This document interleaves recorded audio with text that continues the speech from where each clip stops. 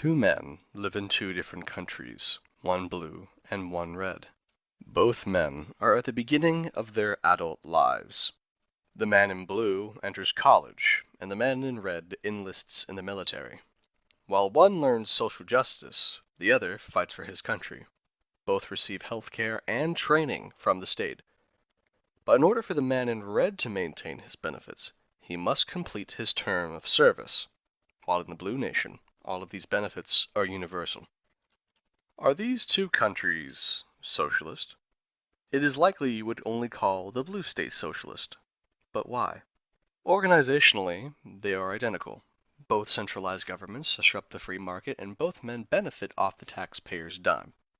The critical difference is not how each state operates, but what they accomplish. The blue state awards its citizens for simply existing. They can be unhealthy, lazy, or selfish and receive benefits all the same. While in the red state awards its citizens for service. Service that holds men to a standard of behavior that is beneficial to the nation. The question we should be asking is whether or not the two states are implementing the same kind of socialism. Today, mainstream politics exclusively associate socialism with the left. However, socialism is also implemented by the right.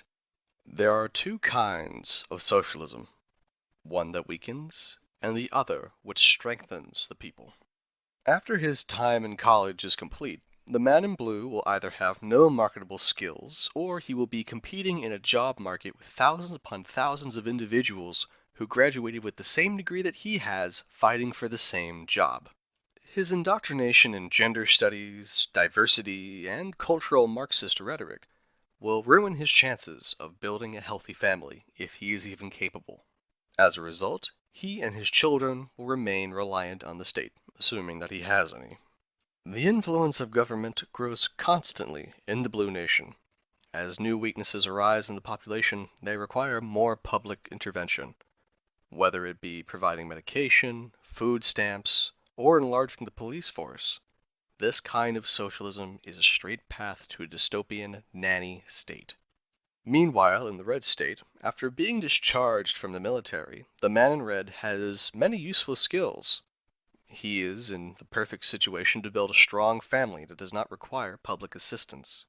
Because of nationalist policy, his children will have more opportunity to act independently from the state. This kind of socialism limits its own power. The government uses benefits to encourage training in combat, giving its citizens the ability to fight against both foreign invasions and domestic tyrants.